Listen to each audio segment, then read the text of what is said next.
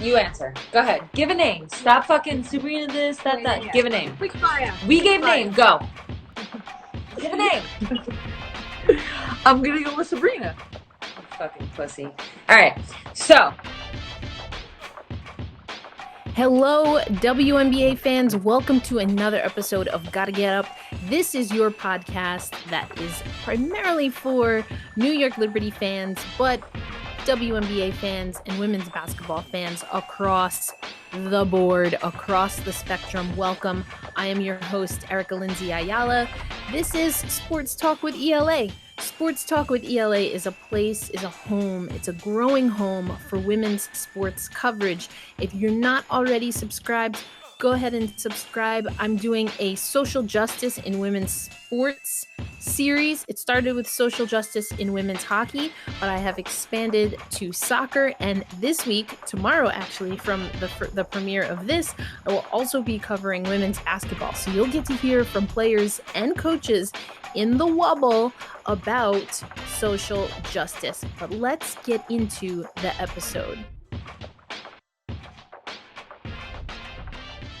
I want to focus on the New York Liberty. So if we go into the WNBA schedule and we look at the Liberty schedule, the New York Liberty are opening the entire WNBA 2020 season, actually, and they are going to be playing none other than 2018 WNBA champions, the Seattle Storm. Now, just before I was getting ready to record, the Associated Press named the Seattle Storm as the team to beat. The rankings are as follows. I'm going to read this from my handy dandy iPad. The rankings from the Associated Press: Seattle at 1, Los Angeles 2, Phoenix 3, Las Vegas Aces 4. We'll hear from someone on the Aces in this episode. The Chicago Sky 5. Behind them, the Connecticut Sun and the Washington Mystics. Now 6 and 7 belongs to Connecticut and Washington. Those are the two teams that faced off in the 2019 WNBA Finals. Washington taking home their first title. Minnesota Lynx come in at 8, Indiana and Dallas at 9 and 10, Atlanta, and then the New York Liberty coming in at 11 and 12. In the circuit, what I'm calling the WNBA or the Wubble Zoom circuit, and it might have been Doug Feinberg, but I realized that there was this question being asked of Seattle Storm players if they felt that they were the true defending champions coming into the 2020 season. Now, listen, I'm going to be honest, as a New Yorker, I kind of have an issue with DC, period, so that sometimes taints my view of things. That said, I find it hella disrespectful to Washington for the assumption to be that Seattle is the reigning champions coming into 2020, as if Emma Meesman is not coming back to the WNBA. Now, yes, all of the WNBA teams look drastically different. That's because of free agency. That's because of retirement. So like normal basketball stuff. But then you have coronavirus. We are still in the middle of a pandemic. I showed you before. Look at this. I have a mask. Wear your masks. Wear your masks, people. Okay? I have my wipes also. We are in the middle of a pandemic. Let's not forget that. But also, we have players like Natasha Cloud, a reigning and defending champion with the Washington Mystics, who is sitting out the season. She's sitting out the season to focus on social justice. And shout out to Converse, who is paying her salary. Because if you remember from last episode, link here, if you remember from last episode, the only way that players who opt out of the 2020 season will be paid is if they are paid because they were medically cleared. Speaking of, let's run through. So hella disrespectful to anyone who thinks that, in my opinion, anyone that thinks that the Seattle Storm are the reigning champions, as if the Washington Mystics don't exist. That's my 2 cents. Yes, the rosters are different, but that happens every season. Okay? So Come on, put some respect on it. I don't really like Washington, D.C. as like an area. And then politically, don't even get me started. But come on, come on, come on. Anyway, let's get into some news. I want to go back, though, a little bit to the schedule. Woo! Okay, so the New York Liberty are opening against the Seattle Storm. And I played a little bit of this clip right before the intro, but I want to play for you in case you didn't know. During quarantine, Sue Bird and her girlfriend Megan Rapinoe, none other than the U.S. Women's National Team star in the last World Cup, they had a IG Live show, a touch more, and it was hilarious, especially when Sue had her good friend, Diana Taurasi, join the show along with Penny Taylor. You've got 4 amazing, accomplished athletes that are dating each other, that are friends with each other, or married in the case of Penny and Diana, just chopping it up. Freaking hilarious. But the reason I want to go back to this when I'm talking about the WNBA schedule is because at one point in time, and this is a few drinks and a few hours in, I'm going to put the link to the full thing. I recommend watching all 4 hours, truly, at least once, if not twice or like 5 times. But Diana Taurasi offers a hypothetical. Gun to your head, who will be the 2020 WNBA? No, she doesn't say Rookie of the Year. She says who will have the best career. And I'm going to play for you how that went down. Always do this. Who is going to be the best player out of this draft class?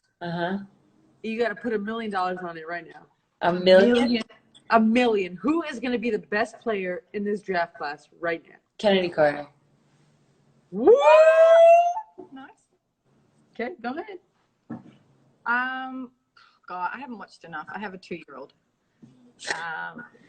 She's like tight first to somebody else, but $1 million. Who is like- going to be the best player in this draft? I like Sabali because of her size and strength. I agree. It's that would have been my final 2. What about you? It's hard though. They're all No, good. it's so hard. I'm going to go with... This is like gun to my head shit. I know. Like, obviously, Sabrina is amazing. Skilled. Like, Yo, she does all the things. She does all the That's things an as easy a basketball player. I hate you right now. You're being politically correct. This is how I know. Choose her. That's an easy What? answer. I said Sabrina does all the things in college that you and me did. No. I think what we said. What was the question? I said, who is going to have the best basketball career? Yeah. So like, You I gotta do put think $1 million on it. you answer. Go ahead. Give a name. Stop fucking Sabrina this, that. Yeah. Give a name. Quick fire. We gave Quick fire. name. Go. Give a name. I'm going to go with Sabrina. You fucking pussy. All right. So.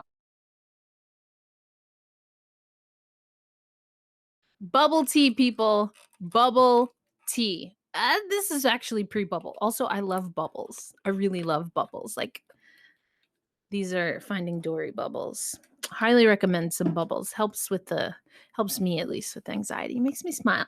So Sue Bird picked Kennedy Carter. Penny picks Satu Sabali, which I really like that pick. Sue said she liked it as well. Diana Taurasi picked Sabrina Ionescu, to which you heard what Sue had to say about that. You fucking pussy. All right. This is an auntie theory. Sometimes, people call me auntie. This is my auntie theory. My auntie theory is that going into this season, anyone from USA Basketball is going to have a particular target on anyone from the Oregon team. Why? Because Oregon defeated USA Basketball in that exhibition series. Now, of course, that would include Ruthie Hebert, who's playing for Chicago. That includes Satu Sabali, who is playing for the Dallas Wings. However, Auntie be paying attention, and there's just something, including that clip that I just showed you, there just seems to be something brewing when it comes to Sue Bird versus Sabrina Ionescu, which is exactly how this matchup is going to be built. I said that last episode, and I think it's been ringing true, at least from Seattle. They have two of them on the poster. This is my auntie theory. And I think Around the Rim, shout out to Around the Rim. If you are not subscribed, you need to subscribe. If you are not following Tarika Foster-Brasby, who is billed as the producer, but can we talk about this? Because she's basically the co-host. She's basically the co-host of Around the Rim and the producer. So, like, I'm just saying. And LaChina Robinson. Now, LaChina, don't get mad that I said that. I'm just calling a spade, okay? You know I love you. I love you both more than my luggage. I'm just saying. She kind of the co-host. Let's keep it real. Anyway, check out Tarika Foster-Brasby. Check out LaChina Robinson. Around the Rim, they talked about this. Is it like past versus future? Or I think LaChina was the one who amended that. Present versus future. Things are different for Sabrina than they've ever been. Even with Stewie, the big conversation with Stewie is that she went UConn, 4 national titles. She went number 1. She went to Seattle. She went overseas. She played with USA basketball and something, I don't know, a little tournament called the Olympics. And that was a lot of wear and tear. Sabrina and her rookie class have things completely different. And I don't know if it's that. I don't know if it's, that Oregon beat Team USA. I don't know if there's other stuff, but it just seems like it's this clash, right, of these two very different experiences between Sue Bird and Sabrina Ionescu.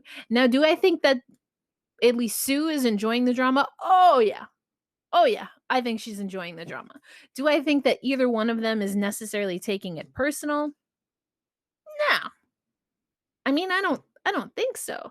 I definitely don't think Sabrina is. In fact, this is what Sabrina had to say regarding scouting the Seattle Storm. Hi, Sabrina, Tim Crowley, WRHU. Now that you've had a little bit of time to get ready for this first game, what have you seen out of Seattle so far, maybe on film, and what do you feel you need to prioritize for a win on Saturday? We haven't started scouting them yet as a team, but, personally, I've definitely watched them a lot last year, the years before, and obviously they have great leadership and veteran players with Stewie and Sue and really all their players on their team. So they're obviously a very strong team, play really well together, move the ball really well, and just have very, very talented players. So I'm excited to start scouting them as a team and seeing in what ways we can try and use what we have against them. Thanks, Sabrina. Good luck on Saturday. Thank you. So I don't know. That's my auntie theory. I think there is a little bit of gamesmanship that's going on here, and I'm for it. I am here for it. I love the drama. I was that kind of player. If I was the old head and there was a rookie coming in, I was gonna like mess with them. But then you break things down. It's like, yeah, I'm gonna be hard on you in practice. I'm gonna be hard on you in the weight room. I'm gonna be hard on you, period. But now let's break it down. What are you seeing? How can you be better? What are you good at? What can, why am I beating you in sprints? You're the young buck. You got the young legs. You should be beating me every single time. Why are you not beating me? Level up, level up, level up. That's a way. I understand that way. So I don't know if it's I feel like it's a little bit all of that, but shout out to Ari Chambers. I ripped that from her Twitter. Her reposting a touch more. Again, link in the bio for the full 4 hours of that episode. But it's just to close this loop, the first 2 weekends of the WNBA season will be triple headers. So Saturday, July 25th, 12 p.m. Eastern Standard Time on ESPN. The Seattle Storm visit, because we're all in the wubble, y'all. We're all in the wubble. Visit the New York Liberty. Sue Bird and the Seattle Storm visit Sabrina Ionescu and the New York Liberty. That's going to be 12 p.m. Eastern Time. At 3 p.m. on ABC, the Los Angeles Sparks and the Phoenix Mercury go head-to-head. And at 5 p.m., it's the Indiana Fever and the Washington Mystics on the CBS Sports Network. So check it out. So the actual defending champions will be playing on opening day. The next day, we have another 3 games. The Connecticut Sun, get Sun, will be playing at noon on ESPN. They will be playing against the Minnesota Lynx. At 3 p.m. on that Sunday, you have Chicago versus the Aces. That's going to be a good matchup. Another thing they said on Around the Rim is that you don't have the national championships. You don't have the teams that were in the final playing on opening day, which I think it was LaChina was saying it's a little bit of a tradition. And she was saying, like I said earlier, that the rosters are different. I get that, but come on, we still like the drama. It's a little bit better, though, if I'm being honest, when there's a banner raising ceremony. There won't be one of those because everybody's playing in Florida, so maybe we can wait for it. But you do get a really good matchup. The Hamby Heave. Holler at me in the comments if you remember the Hamby Heave. Chicago on the road against the Las Vegas Aces. Again, lots of different things happening there. And then that Sunday at 5 p.m., it's the Dallas Wings versus the Atlanta Dream. I want to let you know that Ari Chambers, who's been on the show, Kelsey Trainer, who's been on the show, and Jackie Powell, who will be on the show. We recorded her episode a while ago, but wanted to get into the season a little bit. The 3 of us and maybe some additional guests, women who cover the WNBA, women who cover women's basketball and women's sports, we are going to be on a Google Meet to watch and have a live watch party for the first game of the WNBA season from the Wubble. So yes, the Seattle game versus New York. We're going to be chatting. You can ask us questions. There'll be ways that you can ask us questions, and we're just going to have fun. We're going to have fun and watch the game, and I'm sure there'll be a lot of hashtag content that you will see on future episodes of Gotta Get Up. Before I move on, I want to get into one last segment here. Last week, I talked about Elena Delle Donne. I talked about medical exemptions. Elena Delle Donne was not medically cleared by the panel of medical experts or whatever it's called. She was not cleared because of her history with Lyme disease. There have been a lot of articles. I'll post some of them in the description. She takes upwards of 60 plus pills to manage her Lyme disease in the time of Rona. And we found out, I believe it was on CNN, Commissioner Kathy Engelbert, she's going to be doing media tomorrow for us WNBA writers. So I'm excited for that.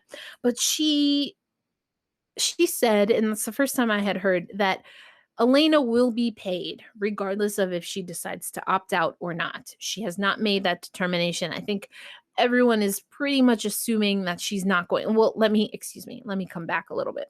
Not medically cleared because of Lyme disease, but she is in the process of rehab because she played with 3 fractured discs or bulged discs in her back to win the final. Not just as a reminder, the Seattle Storm did not win the championship last year. That, in fact, was the Washington Mystics behind regular season MVP Elena Delle Donne, who played again with essentially a broken back, and Emma Miesemann, finals MVP. Just as a reminder, the Seattle Storm did not win. In fact, they did not win the title last year. Just so you know, we are all about hashtag facts in these streets. Anyway, so she, Elena Delle Donne, that is in the process of rehab and cleaning up some things that she did in the off season for her back. There are questions, and so that's why she's being paid by Washington. Now, again, on Around the Rim, there were some hypotheticals brought up. If she is cleared because of what she's doing for her back, does that mean that she has to report? And if she doesn't report, does that mean that then she doesn't get paid? Because right now she is getting paid by Washington. That's the first question. A second question is, though, if Washington was going to pay her anyway, why the heck did she have to go to the panel of physicians? Why even do that? That was just, so I'm going to link so you can check out that CNN clip. That was just, what? It was very confusing. It was very, very confusing to me. Like, I didn't understand why, if she was going to be paid by Washington anyway, why she needed to go through the panel. And then if she can be paid by Washington through that way, like, there's so many questions. Speaking of the connection between Washington and Seattle, I honestly thought this was going to be a situation where they make up some kind of ambassadorship and then pay her salary like they did for Stewie. I really thought that's what we were going to see. That I don't think is the case, but I still don't understand. So TBD, I guess. Oh, the W.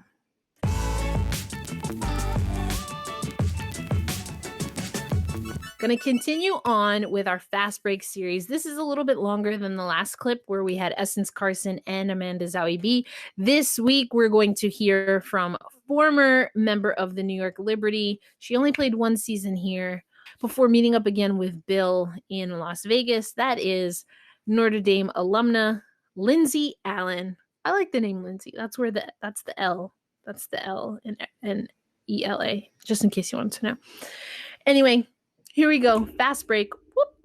Here we go. Fast break with Lindsay Allen of the Las Vegas Aces. Hey, LA, Erica in New York here. I'd like to start there. Maybe just if you can think back to your time with New York and then the journey that you've taken as a pro since in the WNBA in particular. What makes you most excited to hit the court in 2020? I think it makes me very excited. Just seeing from where I came from and with being with New York my rookie year and being with that team that was so experienced and just had a ton of veterans and kind of knew what needed to be done. So I just had to really just follow along, get in line. Just had such great leaders. And then the next year being in Vegas with a completely new team and a new club and organization, but still being with Bill and so still being familiar with Bill and how he likes to run things. And so I think that was a comfort level for me overall.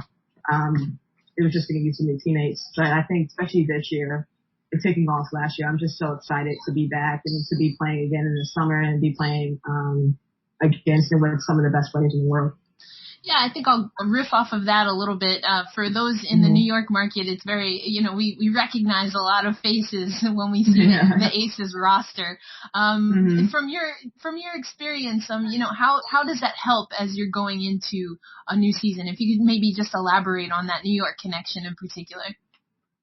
Yeah, I think with Bill, he's a very loyal coach and he has a comfort level with players that he's coached beforehand. And so I think, I always know what to expect from Bill, and I think the same goes to vice versa. He knows what to expect from me, and it's just it's good to play for a coach where coming in what you need to do, what drills we're going to run every single day at practice. If you run the same drills to start practice every single time, and that's been that way since New York. And so I think it's just comforting being with Bill and knowing what to expect, and also being with some of the assistant coaches who were my coaches last. Or 2018 in Vegas, and then Tanisha, who I knew from New York as well. And so, it's just kind of a lot of familiar faces, which is great. And I'll get you out of here with this. It's a fun one. Again, this will be for a New York Liberty podcast, but we're going to do a start, bench, cut. I'll give you three. Ooh. Yeah, I'll give you three things from the Liberty market, and you tell me what you're going to start, what you're going to bench, what you're going to cut. So I'll give you Maddie the mascot. Ooh, okay. The Gotta Get Up theme song. That's a good one. And the torch, the pyrotechnics as the starting lineup is being announced. Ooh. I'm gonna start the Gotta Get Up theme song. It's just so catchy. I'm gonna bench the torch. I'm gonna cut Maddie. Sorry. Ooh, all right. First time Maddie's getting the boot. Tough. Yeah, it was tough between the torch and Maddie because the torch is cool, but it also gets really hot if you're too close to it. And most times you're too close to it just because it's like right there where we're coming out for starting lineups. But yeah, it's a tough one. We got to. So I gave you the schedule. I gave you the drama and how the first game for the Liberty in particular is going to be billed. What else do we have to talk about? We talked a little bit about, remember, subscribe, listen to Around the Rim. They break down. There's the last episode about the Delaware basketball team helping to change legislation. You want to talk about social justice?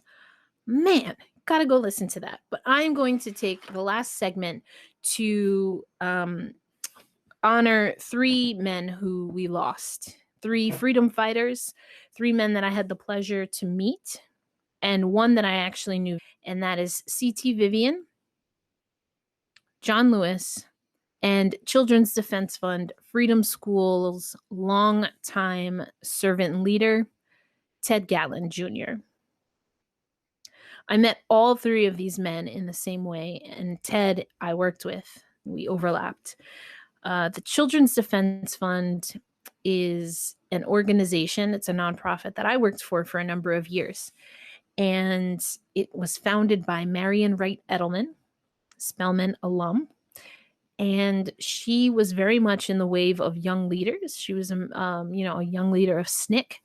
And that were the young people that energized and invigorated the civil rights movement. And Marian Wright Edelman would bring C.T. Vivian, Julian Bond, I got to meet before he passed away, Diane Nash, just so many people, John Lewis. And then I met young adult leaders around my age, like Ted. Changed my life. Without question, changed my life. And all 3 of these men that I met in a very sacred place, it's known as the Alex Haley Farm in Tennessee, but outside of Knoxville, Tennessee. It's been tough. Sad, yes, but more charged. The conversations that are happening now in the sports space are conversations that I've been preparing for decades. For over a decade, I should say. Not quite 2. But I've been preparing for since I was a college student myself, just like Marian Wright Edelman. And I feel a strong connection to the work. And so the passing of John Lewis, the passing of C.T. Vivian, and the passing of Ted are really tough. But we who believe in freedom cannot rest. That's a quote from Ella Baker. You should know her. So one is, I'm going to point to this book, literally always on my top shelf. And that book will have, and you can see that's Mrs. Helen Singleton right there, has the mugshots of the Freedom Riders. And I got to meet the Singletons, Helen and John, or not John. What is her husband? Actually, his name might be John. I'm going to forget. Mr. Singleton. They're from California, but they were a part of the Freedom Rides. And so I always have that book on my top shelf. And then a book that is actually from Top Shelf Productions, March. And you see I have the trilogy. I just want to read this. This is a graphic novel that's inspired by the life of John Lewis. Mr. John Lewis, there's a woman and her sons that come to visit him. And there's this great piece in here about him offering them a Coke, like a Coca-Cola. And I have another friend that I know from the Children's Defense Fund who, when he and his fraternity, shout out to Alpha Phi Alpha, in case anyone doesn't know, I am an AKA. There's my stole right there. Anyway, he offers people that come to visit him a Coca-Cola, John Lewis. It says, and this one was taken August 28th, 1963, at the March on Washington, where Dr. King gave his I Have a Dream speech. I was the 6th speaker that day, and Dr. King spoke 10th. Of everyone who spoke at the march, I'm the only one who's still around.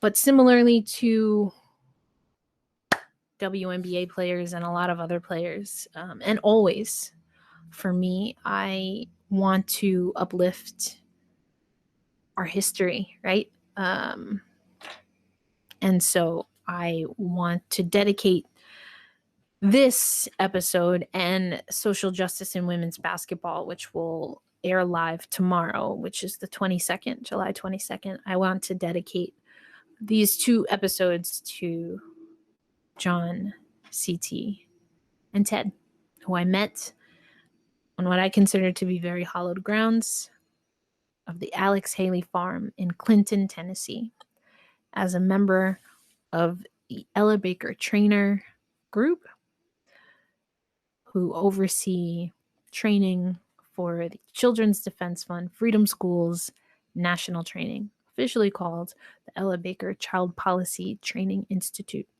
Thank you so much for watching. Make sure you're subscribed. Check out either one of these sides somewhere over here. All the playlists that I have of past episodes and the social justice series that I was talking about. We've covered soccer, hockey, and now basketball. As always, thank you so much for your support. It means a lot doing this independent. But it's all for a good cause. It's to reimagine women's sports coverage. That's the plan. Can't do it without the fans. So thank you, and I will catch you on the next episode. Remember, honor those who have shown us the way. Okay? We can do this, but we have to do it together, and we have to do it differently than it was done before.